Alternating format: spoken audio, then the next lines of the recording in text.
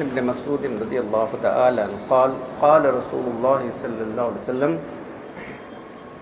نظر اللہ عبدا سمع مقالاتي وحفظها وباعها واداها رب حامل فقه الى غير فقه رب حامل فقه الى افقه منه ثلاث لا يغل له قلب المسلمين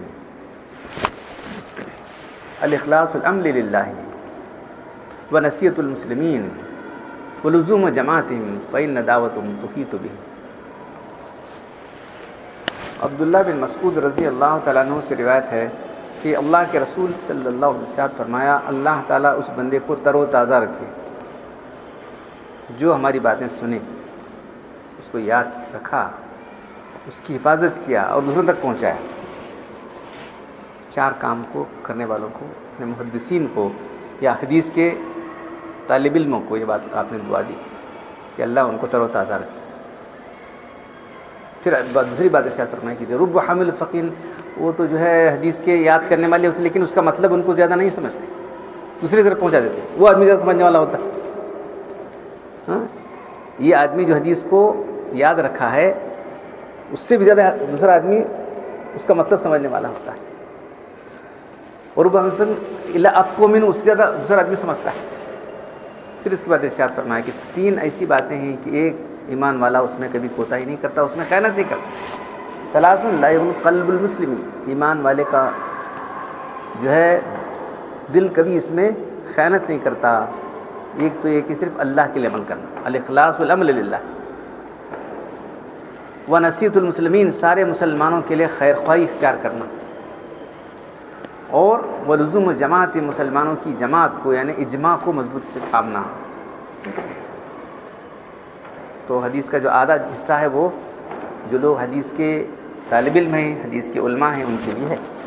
اس کے بعد جو بات آپ نے فرمائی جی کہ جو ہے یہ محدثین کیا ہیں، صرف حدیثوں کو جمع کرنے والے تھے، مسائل نکالنے والے کون تھے؟ ائمہ تھے، بہت بڑا فرق ہے۔ امام بخاری حدیث جمع کیوں نہ، مسئلے کون کرنے والے؟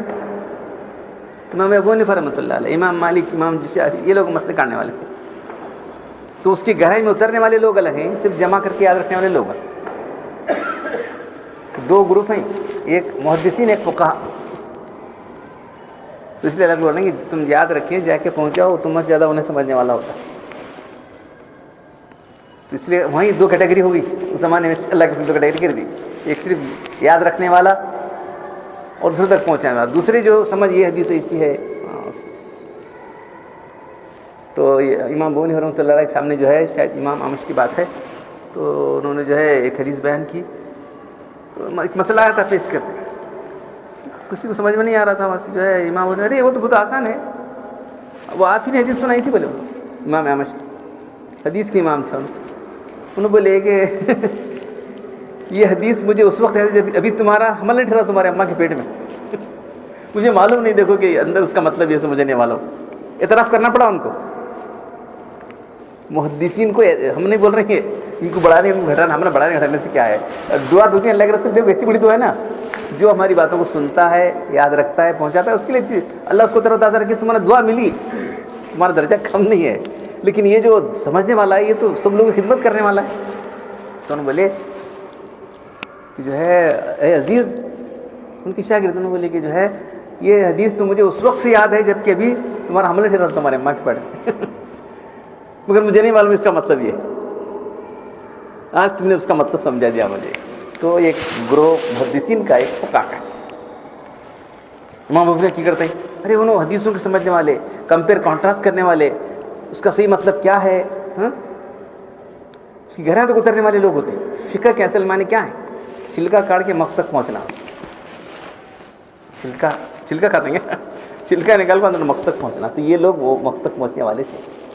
تو یہ فقہ گروہ ایک ہے، اور محدثین کا گروہ، تو امام مسلم، امام بخاری، امام ترمذی وغیرہ سب جو ہے یہ سب یہ محدثین ہیں، اور امام ابو حنیفہ رحمۃ اللہ، امام شافعی، امام جو ہے حنبل، یہ سب جو ہے فقہ ہے، فقہ اور محدثین۔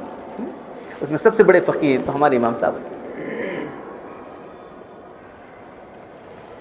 تو آگے جو حدیث میں جو حدیث ہے، حدیث کا حصہ ہے، اس میں فرمایا جا رہا ہے کہ ایک ایمان والے کا دل تین باتوں میں کوتاہی نہیں کرتا، کہ سارے عمل کو اللہ کے لیے کرنا، تو ایمان ہے نا، ایمان والے کا تقاضا یہ، اس کے ایمان کا تقاضا جو بھی عمل کرے اللہ کو راضی کرنے کا۔ پھر دوسری بات یہ فرمائے گی کہ جو ہے نصیحت سارے ایمان والوں کے خیر خواہ ہونا چاہیے، اس کو کسی کے لیے بدخواہ نہیں ہونا چاہیے۔ ایمان والا ہے بھائی، ہمارا مسلمان بھائی ہے، ہاں ایمان کے رشتے نے ہم کو جوڑ دیا ہے۔ انما المؤمنون اخوہ، قرآن میں اللہ تعالیٰ فرماتا ہے سارے ایمان والے بھائی کی طرح، سارے ایمان والے بھائی بھائی ہیں۔ تو نصیحت المسلمین سب سے بڑی چیز، سارے لوگوں کے لیے خیر خواہ ہونا چاہیے، کسی کے لیے بدخواہ ہونا چاہیے۔ تو اللہ کے کچھ نے اللہ کے مجھے ایک نصیحت کیجیے، تو کہا کہ سب سے بڑی نصیحت یہ ہے کہ سارے لوگوں کے لیے خیر خواہ ہو جاؤ۔ الدین و نصیحت ہونا، اپنا دین کیا نصیحت کا نام ہے، کس کے لیے؟ اللہ کے لیے، اللہ کے رسول کے لیے، سارے ایمان والوں کے لیے خیر خواہ ہونا، ان کے لیے ان کے سارے بھلائیاں جمع کرنا، کسی کے لیے جو ہے برائی نہیں سوچنا، برا گمان نہیں کرنا، ہاں تو نصیحت المسلمین۔ پھر اس کے بعد تیسری بات یہ کہ وہ لزوم جماعت، مسلمانوں کی جماعت سے جو مسئلے اجماعی طور پر طے ہو چکے ہیں، اجماع ہیں، جماعت سے مراد مسلمانوں کی جماعت سے مراد عوام کی جماعت نہیں، جو فقہا کی جماعت، جو مسئلہ طے ہو چکا ہے اس کو چمٹے رہنا، جس کو اجماع کہتے ہیں، کانسنسس۔ جس مسئلے میں کانسنسس ہو رہا ہے، اب جو ہے اب دیکھتے ہیں کہ تراویح کی 20 رکعت میں یہ ہو گیا ہے، نماز جنازہ کی 4 تکبیرات میں ہو گیا ہے، ایسے بہت سارے مسائل ہیں جس پر اجماع ہو چکا، وہاں جو ہے آدمی جو ہے نئی راہ اختیار نہ کرے، کچھ نئی راہ اختیار کرنے لے جاتے ہیں لوگ، تو ان سے جڑے رہنا، وہ مسئلے سے اجماع سے جڑے رہنا، اجماع سے کٹنا نہیں۔ کچھ لوگ نئے نئے کیا چیز اس میں ہے، تم کو کیا معلوم، تم سمجھتے کیا اس کو، تو سمجھتے نہیں پہلے، ہاں تو اس لیے جو ہے جو مسائل اجماع سے طور پر طے ہو چکے ہیں اس میں جو ہے آدمی کچھ بھی گڑبڑ نہ کرے۔ تو بہت ساری چیزیں اجماع کی، ابو بکر صدیق کی خلافت ہے، اس کے بعد جو ہے